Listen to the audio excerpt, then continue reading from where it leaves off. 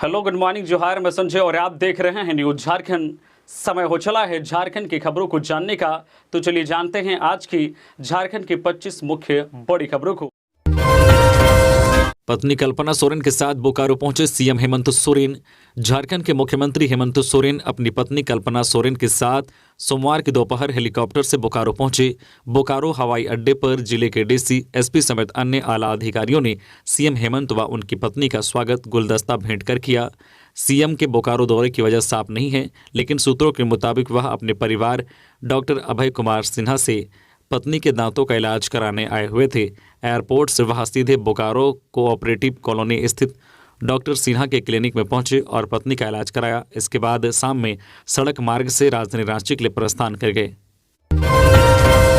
चतरा में अर्घ्य देकर लौट रहे 2 युवकों की मोटरसाइकिल दुर्घटना में हुई मौत, 2 घायल।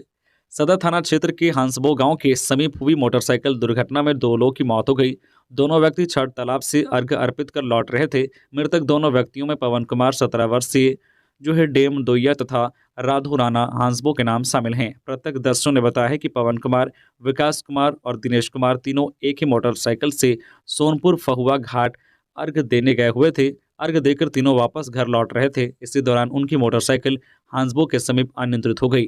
इसी दौरान अर्घ्य देकर पैदल घर लौट रहे 50 वर्षीय माधो राणा रोड क्रॉस करने के क्रम में मोटरसाइकिल की चपेट में आ गए, जिसमें पवन कुमार और माधो राणा गंभीर रूप से घायल हो गए।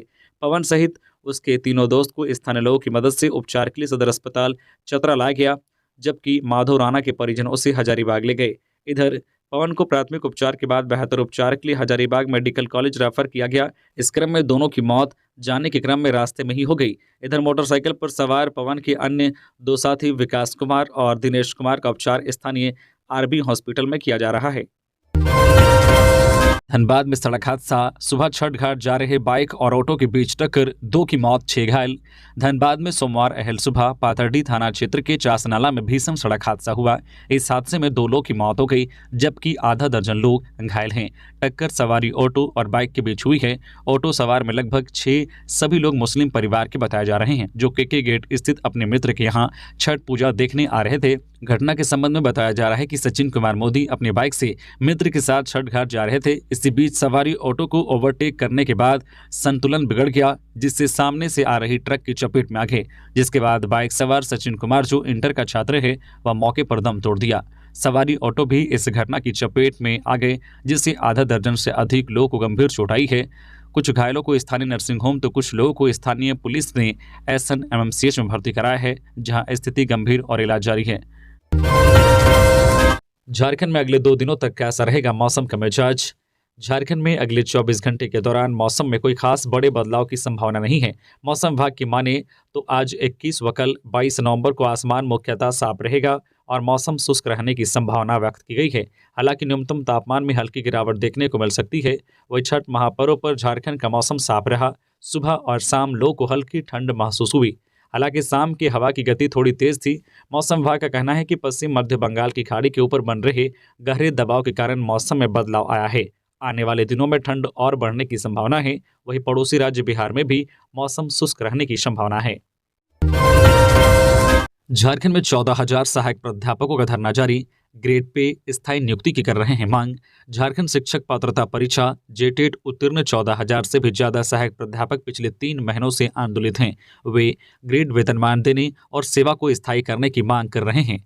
झारखंड में राजभवन के समक्ष सहायक प्राध्यापकों का समूह जत्थेवार तरीके से पिछले 90 दिनों से लगातार धरना दे रहे हैं।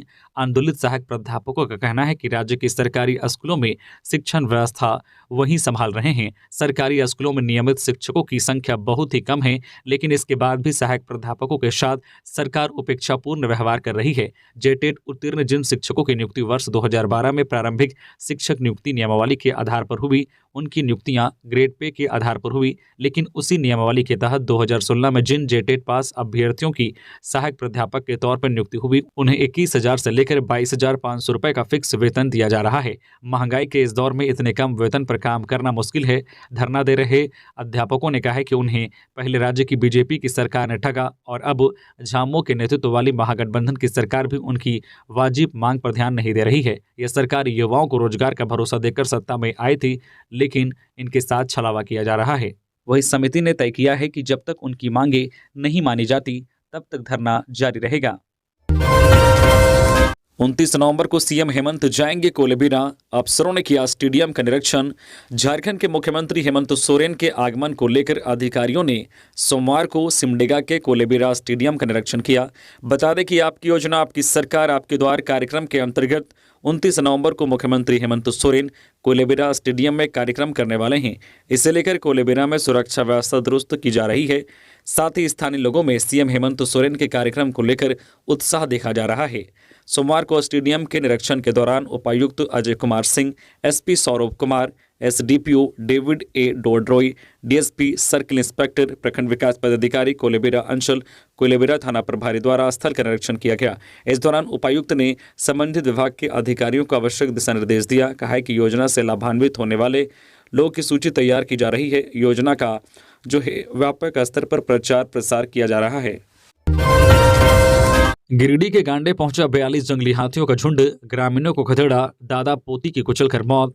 धनबाद की टुंडी के क्षेत्रों में उत्पात मचा रहा 42 जंगली हाथियों का झुंड रविवार की देर रात बाराकर नदी पार करते हुए गांडे के इलाकों में प्रवेश किया, जबकि मंगलवार की सुबह हाथियों के इसी झुंड ने गांडे के बांकी खुर्द टोला के रास्ते करमई बवंडीहा पहुंचा। इसके बाद हाथियों का दल अहिल्यापुर थाना क्षेत्र के बोना बाघाडी पहुंचा, जहां बनखंजो नदी के समीप हाथियों के झुंड को देखने पहुंचे दादा पोती को जंगली हाथियों ने कुचलकर मार दिया।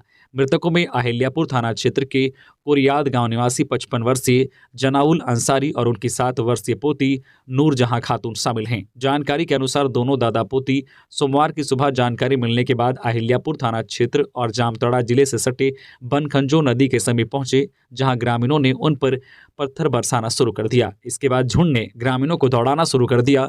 इसी भाग दौड़ में दोनों दादा पोती चपेट में आ गए।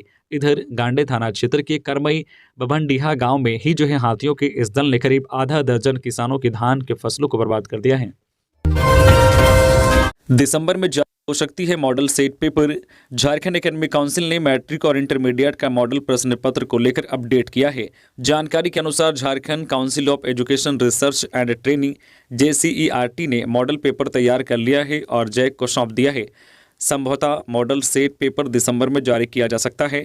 मैट्रिक व इंटरमीडिएट परीक्षा 2024 को देखते हुए जैक में एक के बाद एक कामों को किया जा रहा है। इससे पहले फॉर्म भरने की तिथि की घोषणा की जा चुकी है। फॉर्म 16 नवंबर से 2 दिसंबर तक भरा जाएगा। वहीं जैक ने परीक्षा की तिथियों की भी घोषणा कर दी है, जो 6 से 26 फरवरी तक चलेगा।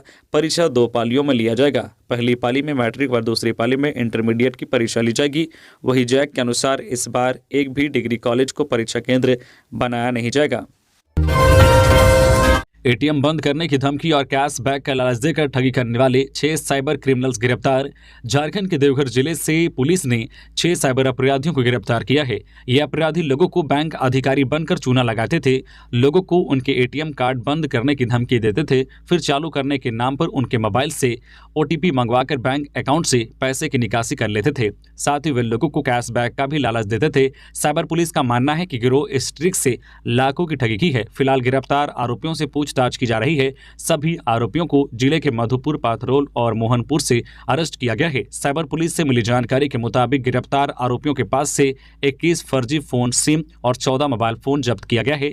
पुलिस ने बताया है कि ये लोगों को कैश बैक का लालच देकर भी लोगों को ठग देते थे। गिरफ्तार आरोपियों में विक्रम कुमार दास, उमेश कुमार दास, अनिल दास, अंकित कापरी और पिंकल कापरी के नाम हैं। अंतिम दोनों आरोपी जिले के मोहनपुर बंसडीहा गांव के निवासी बताए जाते हैं। गिरफ्तार आरोपियों ने बताया कि वे लोगों को बैंक अधिकारी बनकर फोन करते थे, विभिन्न स्कीम की जानकारी देकर कैशबैक का लालच देते थे और ठगी करते थे।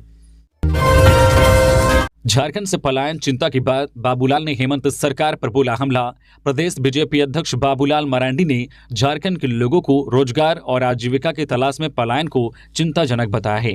बाबूलाल मरांडी ने हेमंत सोरेन सरकार पर निशाना साधते हुए कहा है कि प्रचुर मात्रा में खनिज संसाधन है, पर्यटन की संभावनाएं हैं, औद्योगिक प्रतिष्ठान लगाकर रोजगार दिया जा सकता है, लेकिन फिर भी लोगों को रोजगार के लिए पलायन करना पड़ रहा है। बाबूलाल मरांडी ने पलायन को चिंताजनक करार दिया है।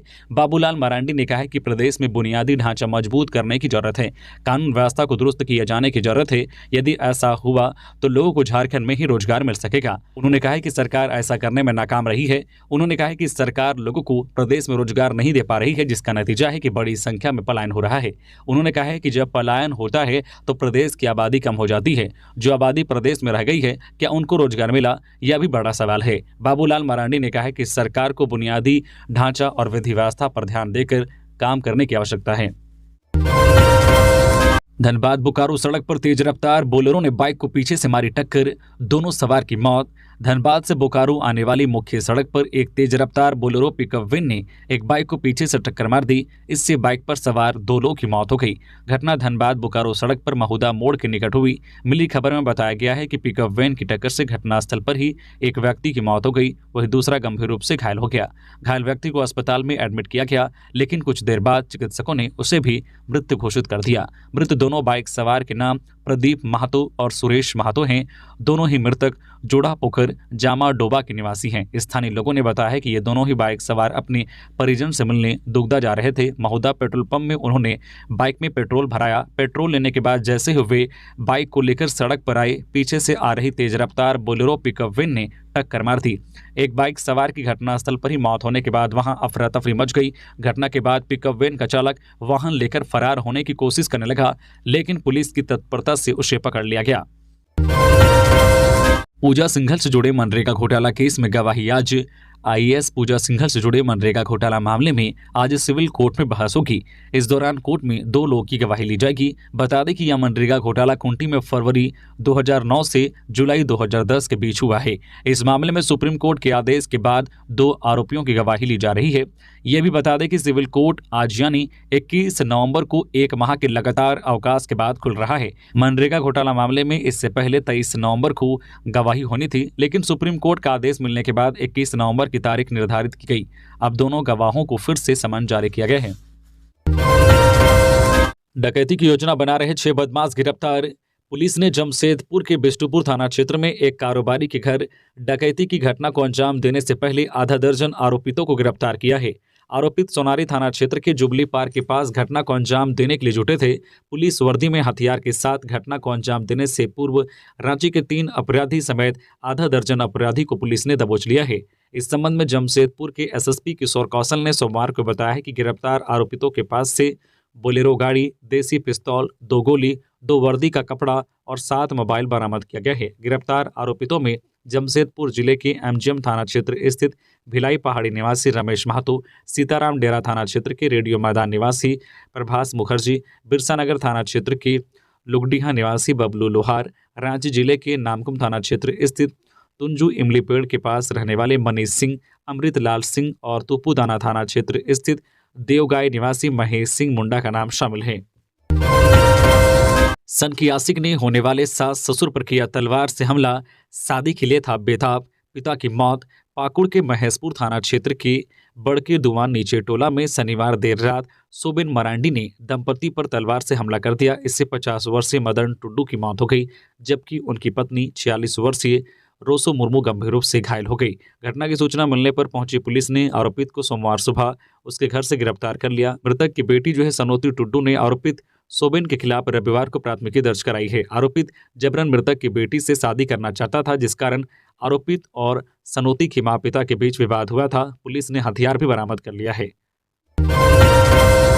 गढ़वा में 40 साथियों के झुंड ने मचा रखा है उत्पात। गांव में घरों को तोड़ा, फसल रौंदी, भैंस को पटककर मार डाला। गढ़वा जिले के रमकंडा में छत्तीसगढ़ के रिजर्व एरिया व पीटीआर पलामू टाइगर रिजर्व क्षेत्र से गढ़वा दक्षिणी वन क्षेत्र वाले इलाकों में 15 दिन पहले पहुंचे 40 साथियों के झुंड ने बड़े पैमाने पर नुकसान पहुंचाना शुरू कर दिया है। चिनिया व रंका के विभिन्न क्षेत्रों में उत्पात मचाने के बाद हाथियों के झुंड ने रमकंडा के मंगराही व कुशवाहा गांव में रविवार की रात जमकर उत्पात मचाया। कुशवाहा गांव में हाथियों ने उत्पात मचाते हुए 6 किसानों के खेत व खलिहान में रखे धान की फसलों को चट कर गए। वहीं मंगराही गांव में हाथियों ने संतोष सिंह के घर व गौशाला को तोड़ते हुए गौशाला में बंधे 2 भैंसों को पटक दिया। इसमें एक भैंस की मौत घटनास्थल पर ही हो गई, वहीं दूसरे भैंस की कमर टूट जाने से वह गंभीर रूप से घायल हो गया। इसके अलावा हाथियों ने मंगराही निवासी मनोज राम के खलिहान में रखे 50 क्विंटल धान चट कर गए। वही जो है मोहनमानी देवी के 5 एकड़ खेत में लगे धान की फसल को रौंद कर बर्बाद कर दिया। ग्रामीणों द्वारा हल्ला कर हाथियों को भगाने के दौरान झुंड ने जिम्मेदार सिंह के 1 एकड़ खेत में लगी आलू की फसलों को रौंदते हुए मुरली गांव पहुंचकर सुदेश राम के सुअर को पटक कर मार डाला। वही आलू की फसल रौंदते हुए सीताराम सिंह के मोटर पंप को तोड़ दिया। वही सूचना मिलने के बाद सोमवार की सुबह वनरक्षी उत्तम कुमार, देवनाथ राम, निरंजन यादव, रामाकांत राम, समाज सेवी कपिल देव सिंह ने किसानों के घर पहुंचकर मामले की जानकारी ली। वही मुआवजा दिलाने का आश्वासन दिया।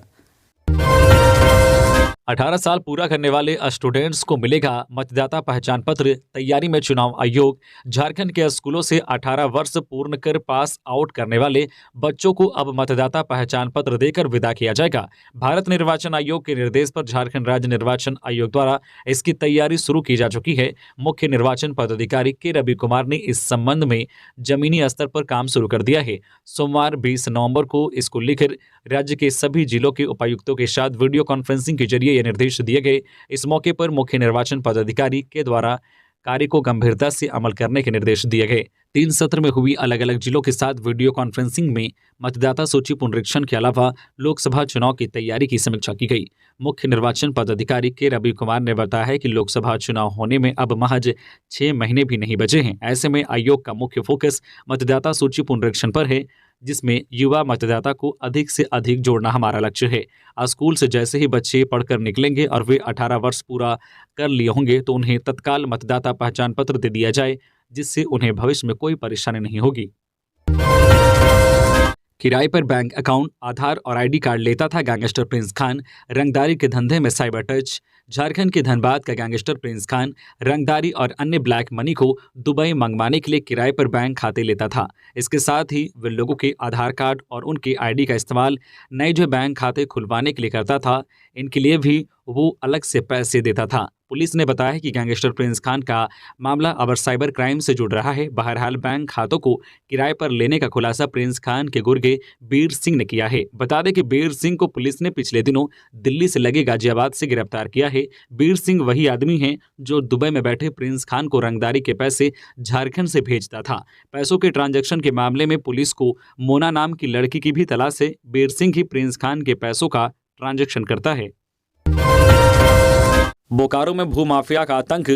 बंधक बनाकर बुजुर्ग की जमीन पर किया कब्जा। पीड़ित ने लगाई न्याय की गुहार। बोकारो जिले में भूमाफिया का आतंक बढ़ता जा रहा है। माफिया मकान मालिक को बंदूक की नोक पर बंधक कर बोकारो सेक्टर 12 थाना क्षेत्र के तेतुलिया मौजा में महज 4 घंटे में बनाया घर और उसकी बाउंड्री को तोड़कर जमीन पर कब्जा कर लिया गया है। भूमाफिया के गुंडों ने अपने कार्यालय में गन पॉइंट पर बंधक बनाकर रखे गए 65 वर्षीय वृद्ध व्यक्ति को उस वक्त छोड़ा गया जब बहू और पोती मौके पर पहुंचकर शोर मचाने लगे। बता दें कि वृद्ध व्यक्ति थाना से लेकर एसपी तक के पास फरियाद लगा रहा है, लेकिन उनकी सुनने वाला कोई नहीं है। पुलिस इस जमीन पर विवाद बताकर अपना पल्ला झाड़ रही है। हालांकि पीड़ित बुजुर्ग ने कांग्रेस प्रदेश अध्यक्ष राजेश ठाकुर कोऑपरेटिव स्थित आवास पर जाकर मुलाकात की और न्याय की गुहार लगाई। प्रदेश कांग्रेस अध्यक्ष राजेश ठाकुर ने कहा कि यह काफ़ी गंभीर मामला है। इस मामले में थाना प्रभारी दोषी प्रतीत हो रहे हैं क्योंकि उनके इलाके में किसी का घर तोड़ा जा रहा है और कोई कार्रवाई नहीं हो रही है। उन्होंने कहा कि बोकारो एसपी को मामले की जांच कर दोषियों पर कार्रवाई करने की आवश्यकता है। शराब घोटाला केस में आरोपी कारोबारी योगेंद्र तिवारी की ईडी कोर्ट में पेशी आज। झारखंड में कथित शराब घोटाला से जुड़ी मनी लॉन्ड्रिंग केस में आरोपी योगेंद्र यादव को ईडी 21 नवंबर को कोर्ट में पेश करेगी। बता दें कि योगेंद्र तिवारी को रिमांड अवधि खत्म होने के बाद आज मंगलवार को ईडी कोर्ट में पेश किया जाएगा। प्रवर्तन निदेशालय ने लंबी पूछताछ के बाद योगेंद्र तिवारी को 19 अक्टूबर को गिरफ्तार किया था। गिरफ्तारी के बाद ईडी को योगेंद्र तिवारी की 21 दिनों की रिमांड मिली थी। बताया जाता है कि प्रेम प्रकाश के सहयोग से योगेंद्र तिवारी ने 19 जिलों में थोक शराब बिक्री का टेंडर हासिल किया था। पूछताछ में ईडी को यह भी पता चला है कि योगेंद्र तिवारी बालू की तस्करी और जमीनों की अवैध ढंग से खरीद बिक्री में भी शामिल था। योगेंद्र तिवारी ने बालू की तस्करी और जमीन के अवैध धंधे से जो संपत्ति बनाई उसे शराब के कारोबार में निवेश किया। बता दें कि 23 अगस्त को ईडी ने योगेंद्र तिवारी और उसके सहयोगियों के ठिकाने पर छापा मारा था। इसके बाद योगेंद्र तिवारी को समन किया गया था। झारखंड सरकार गुरुजी स्टूडेंट क्रेडिट कार्ड योजना को जमीन पर उतारने में जुटी। राज्य की हेमंत सोरेन सरकार ने उच्च शिक्षा से वंचित होने वाले विद्यार्थी के लिए बड़ी राहत देते हुए गुरुजी स्टूडेंट क्रेडिट कार्ड योजना की शुरुआत की है। उच्च एवं तकनीकी शिक्षा विभाग सरकार की इस महत्वाकांक्षी योजना को उतारने में जुटी है। पहले चरण में इस योजना का लाभ लेने के लिए इच्छुक स्टूडेंट का आवेदन आमंत्रित किया गया है, जिसे पोर्टल के माध्यम से ऑनलाइन जो आवेदन दाखिल किया जाएगा। इस योजना को क्रियान्वित करने के लिए सरकार आपके द्वार कार्यक्रम के तहत जिला स्तर पर लग रहे कैंपों में व्यापक प्रचार प्रसार के साथ आवेदन मांगे जाएंगे। इस संबंध में उच्च एवं तकनीकी शिक्षा विभाग के सचिव राहुल कुमार पुरवार ने सभी जिलों के उपायुक्तों को पत्र जारी कर आवश्यक दिशा निर्देश जारी किया है। बालकनी से गिर गया था पानी, भीड़ ने फूंक दिया महिला का घर। रांची के बरियातू में उपद्रव। झारखंड की राजधानी रांची में पानी गिरने के विवाद ने हिंसक रूप ले लिया। यहां बरियातू के जनता फ्लैट में रह रही महिला से सफाई के दौरान बालकनी से पानी गिर गया। इसे लेकर जनता फ्लैट में रह रही महिला और मनोज में विवाद होने लगा। देखते ही देखते विवाद ने हिंसक रूप ले लिया। खबर है कि मनोज और उनके समर्थकों ने महिला के घर में आग लगा दी। आग ने देखते ही देखते विकराल रूप धारण कर लिया। इससे घर में रखे लगभग सभी कीमती सामान जलकर राख हो गए। आग से लाखों के नुकसान का अनुमान लगाया जा रहा है। महिला का कहना है कि आग से घर के कई जो कीमती सामान जल गए हैं। बरियातू थाना पुलिस ने इस मामले में प्राथमिकी दर्ज कर ली है। दर्ज प्राथमिकी में महिला ने कहा है कि वो घर की सफाई कर रही थी, इसी बीच कुछ पानी उनकी बालकनी से नीचे गिर गया। इसे लेकर मनोज उनके साथ गाली गलौज करने लगा। कुछ देर बाद मनोज के कुछ और समर्थक आ गए। फ्लैट में भीड़ लग गई। भीड़ में शामिल लोगों ने महिला के साथ मारपीट शुरू कर दी। इसके बाद महिला के घर में आग लगा दी। आग ने कुछ ही समय में भयानक रूप धारण कर लिया। आग को बुझाने के लिए फायर ब्रिगेड को बुलाना पड़ा। फायर ब्रिगेड दल ने काफ़ी मशक्कत के बाद आग पर काबू पाया। हालांकि तब तक महिला का काफ़ी नुकसान हो चुका था। मौके पर पहुंची पुलिस ने मामले में जनता फ्लैट के अन्य लोगों से पूछताछ कर रही है। लोगों का कहना है कि मामूली विवाद में इतना बड़ा हादसा हो गया। हालांकि लोगों ने महिला के घर में रखे सामान को बचाने की भरपूर कोशिश की, लेकिन आग की लपटों ने देखते ही देखते घर में रखे पलंग, अलमीरा, फ्रिज और अन्य कीमती सामान को राख कर दिया। झारखंड कांग्रेस प्रभारी अविनाश पांडे के पुत्र की शादी में शामिल होंगे सीएम हेमंत सोरेन। कांग्रेस प्रभारी अविनाश पांडे के पुत्र गौरांग की शादी में झारखंड के मुख्यमंत्री हेमंत सोरेन सहित सत्तारूढ़ दल झामुमो, कांग्रेस और राजद के कई नेता शिरकत करेंगे। 23 नवंबर 2023 को नागपुर के अमरावती रोड स्थित आलीशान बैंक्वेट हॉल में आयोजित शादी समारोह में भाग लेने मुख्यमंत्री हेमंत सोरेन के साथ कांग्रेस विधायक दल के नेता आलमगीर आलम 23 नवंबर 2023 की दोपहर बाद विशेष विमान से नागपुर रवाना हो जाएंगे। मुख्यमंत्री का नागपुर में रात्रि विश्राम की संभावना है। 24 नवंबर की सुबह लौटने के बाद मुख्यमंत्री साहिबगंज और पाकुड़ का दौरा करेंगे। नागपुर में होने वाली इस ग्रैंड शादी में झारखंड कांग्रेस प्रभारी अविनाश पांडे के पुत्र गौरांग और आसना के परिणय सूत्र में बंधने का साक्षी राजनेता से लेकर यहां के पत्रकार भी होंगे। इस मौके पर शामिल होने के लिए कांग्रेस प्रभारी की ओर से लगातार आमंत्रण पत्र और फोन कॉल आ रहे हैं, जिन लोगों को आमंत्रित किया गया है। भाई ने कुल्हाड़ी से काट डाला भाई का सिर, आरोपी को बीवी पर था शक, अब पहुंचा जेल। झारखंड के गुमला में पत्नी के साथ अवैध संबंध होने के शक पर भाई ने अपने ही चचेरे भाई की कुल्हाड़ी से हमला कर रविवार देर शाम को मौत के घाट उतार दिया। घटना पालकोट थाना क्षेत्र के बिलिंगबेरा पंचायत स्थित गोइंधरा केरा टोली गांव की है। मृतक महलू खड़िया की पत्नी सर्वस्वती देवी के लिखित आवेदन पर पालकोट थाना में हत्यारोपी सहरू खड़िया के लिखित नामजद प्राथमिकी दर्ज कराई गई है। प्राथमिकी दर्ज होने के बाद पुलिस ने कार्रवाई करते हुए हत्या के आरोपी सहरू खड़िया को गिरफ्तार कर लिया है। हाईकोर्ट के चीफ जस्टिस ने रांची के डुमरदरगाह स्थित बाल संप्रेक्षण गृह का किया निरीक्षण। बाल सुधार की दिशा में हो रहे कार्यों के लिए जानकारी। सोमवार को झारखंड हाईकोर्ट के चीफ जस्टिस संजय कुमार मिश्रा ने बाल संप्रेक्षण गृह का निरीक्षण किया। इस दौरान उन्होंने वहां रह रहे सभी बच्चों से मुलाकात की। चीफ जस्टिस लगभग 1 घंटे तक बाल संप्रेक्षण गृह में रहे और उन्होंने बच्चों से बातचीत कर उनकी बातों को सुना। इससे पहले चीफ जस्टिस का स्वागत संप्रेक्षण गृह के बच्चों ने तिलक लगाकर और गुलदस्ता भेंट कर स्वागत किया।